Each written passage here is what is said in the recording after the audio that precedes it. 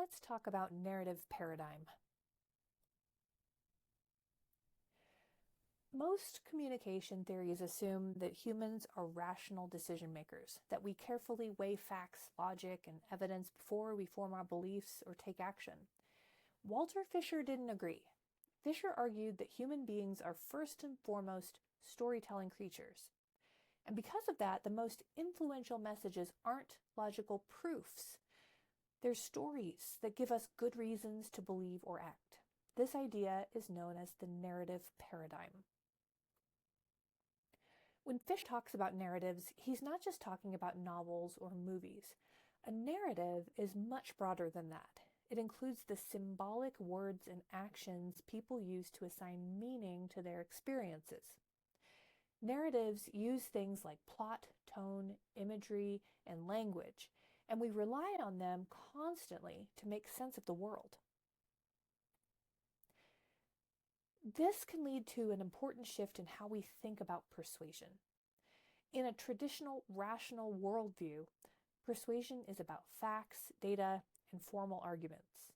In a narrative worldview, persuasion happens when a story feels meaningful, believable, and relevant to our lives.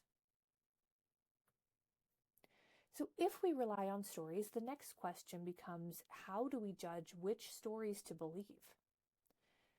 Fisher called this process narrative rationality.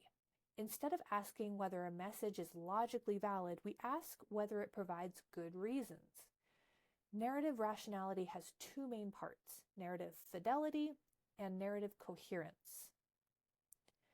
First, narrative fidelity asks, does this story ring true? Are the facts credible? Does the story align with my values, my culture, my lived experience?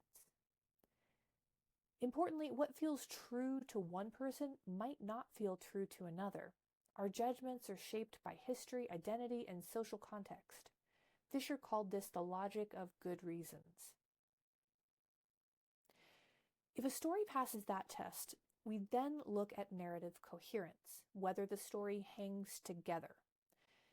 Fisher described three types of coherence. Structural coherence asks whether the story is internally consistent. Does it flow logically, or does it contradict itself? Material coherence asks whether the story matches other stories we already accept. And characterological coherence asks whether the characters in the story are believable and trustworthy. If a story doesn't feel true to us in the first place, coherence doesn't really matter. But when fidelity is present, coherence helps us decide whether a story makes sense. This helps explain why stories are so powerful.